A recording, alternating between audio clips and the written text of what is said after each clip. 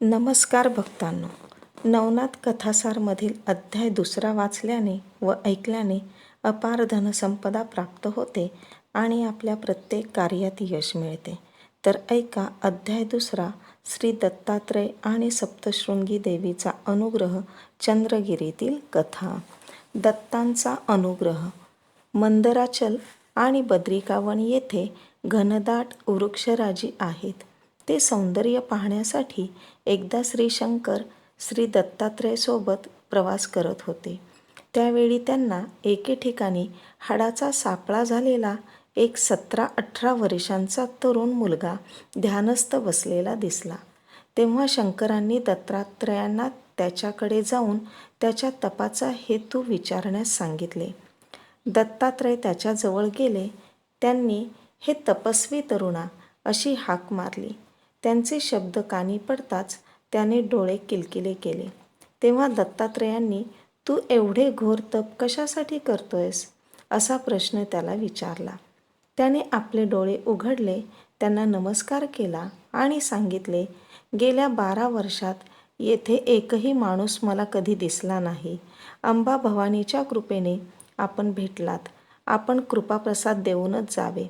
त्यावर श्री दत्तात्रय म्हणाले, "मी अत्रिसूत दत्त आहे. तू हे घोर तप का करत आहेस?" त्यावर त्याने त्यांचे चरण पकडले. तो म्हणाला, "गुरुदेव, मी धन्य झालो. माझे तप यशस्वी झाले. मी ईश्वर प्राप्तीसाठी तप करत आहे. ब्रह्मा, विष्णू व महेश यांचे एकत्रीकरण म्हणजे तुम्ही आहात. मी असा कोणता अपराध केला होता? माझी 12 वर्ष तुम्ही का उपेक्षा केलीत?" श्री दत्तात्रेयांनी त्याला उचलून आपल्या दिव्य बाहूंनी आलिंगन दिले. त्याचे सांत्वन केले. त्याला सर्वप्रथम सुदृढत्व दिले. त्याच्या मस्तकी वरदहस्त ठेवला व त्याला उपदेश दिला. त्यामुळे त्याची भेदबुद्धी नाहीशी झाली. माया नष्ट होऊन सर्वत्र एकच परम चैतन्य त्याला दिसू लागले. "ही अवस्था तुला वारंवार दिसेल असा आशीर्वाद देऊन तुला शंकर भेटायला आले आहेत," असे दत्तात्रयांनी त्याला सांगितले. तो भानावर आला, आश्चर्यचकित झाला. दोघेही जण शंकराच्या जवळ गेले. शंकरांनी त्याला मत्सीच्या पोटातील अवस्थेची आठवण करून दिली आणि दत्तात्रयांना त्याला सर्व सिद्धींचे सामर्थ्य देण्यास सांगितले. श्री दत्तात्रयांनी त्याला अनुग्रह दिला. त्याला सर्व देवतांचे वरदान प्राप्त करून दिले.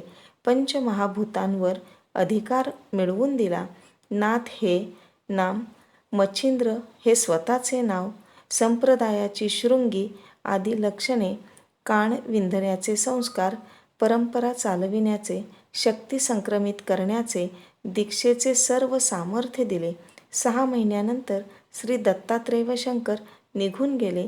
मच्छिंद्रही दक्षिणेकडे निघाला.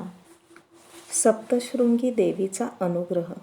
फिरत फिरत मच्छिंद्र अंबेचे जागृत ठिकाण असलेल्या सप्तशृंगी येथे आला. तो अंबेचे स्तवन करू लागला. स्तवन करतानाच संकटग्रस्तांसाठी एखादे दिव्य शास्त्र काव्यरूपाने रचण्याची त्याला इच्छा झाली. पण त्यासाठी दैवतांना अनुकूल कसे करून घ्यायचे हा त्याच्यापुढे मोठा प्रश्न होता.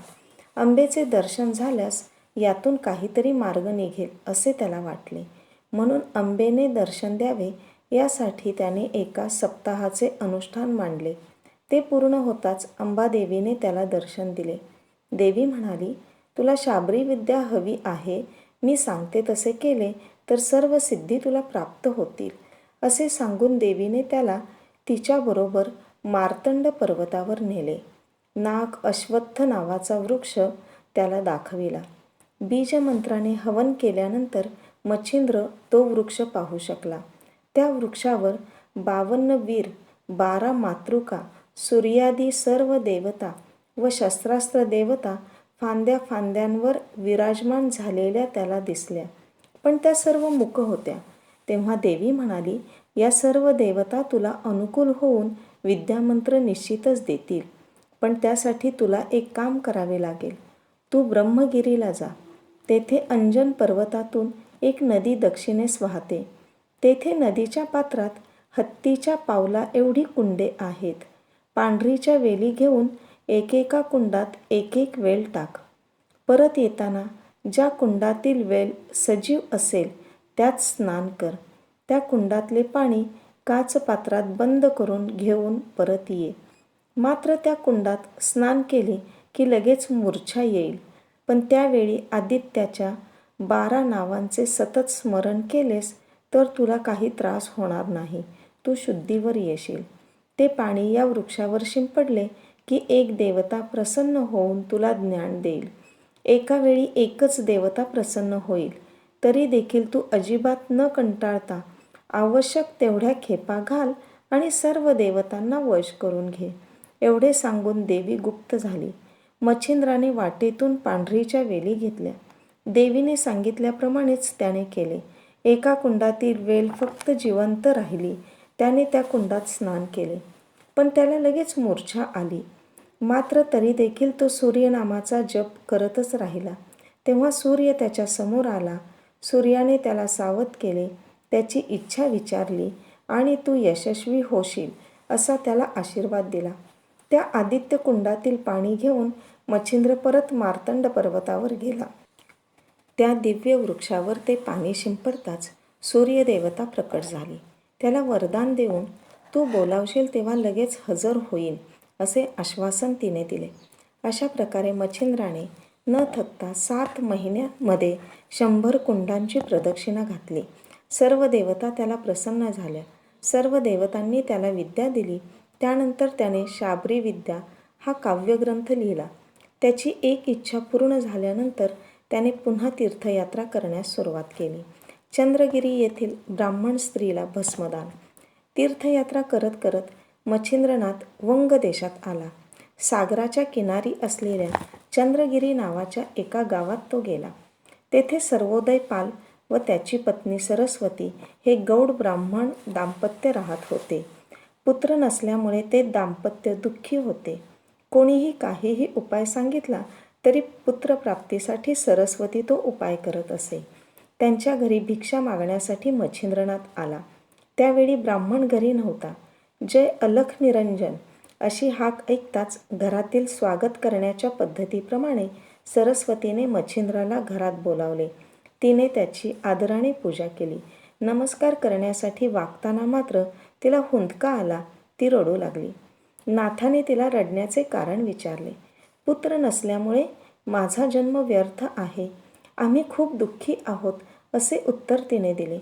नाथांना वाईट वाटले. त्यांना तिची दया आली. त्यांनी विचारले, माझे ऐकाल का? मनात कोणताही संशय न आणता मी सांगितलेला उपाय कराल का? तिने हो म्हणताच नाथांनी आपल्या झोळीतून भस्माची एक चिमूट काढून तिच्या हातात दिली आणि सांगितले, हे अतिशय शक्तियुक्त दिव्य असे भस्म आहे. न विसरता कोणतीही हेळसांड न करता या भस्माचे सेवन कर. हरी नावाचे ऋषी तुझे पुत्र म्हणून अवतार घेतील. 12 वर्षांनी मी परत येईन तेव्हा तो मोठा झालेला असेल. त्यावेळी मी त्याला दीक्षा देईन.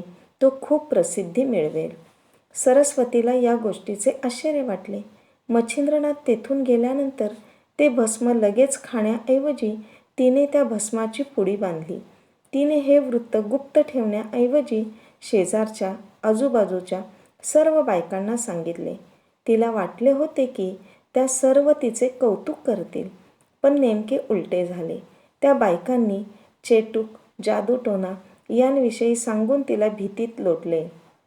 त्या बायकांच्या उलटसुलट विचारांमुळे ती गोंधळली. तिची द्विधा मनस्थिती निर्माण झाली. शेवटी तिने ते भस्म न खाण्याचा निर्णय घेतला. अंगणातील एका कोपऱ्यामध्ये उकिरडा होता. उकिरड्यामध्ये गाईचे शेण, गवतकाडी यांच्या केरकचऱ्याचा मोठा ढीग साचलेला होता. त्या उकिरड्यात तिने मच्छिंद्रनाथांच्या शब्दांचा अर्थ लक्षात न घेता ते भस्म टाकून दिले आणि जसे दिवस जाऊ लागले तसतशी हा प्रसंग ती विसरूनही गेली. जय अलख निरंजन.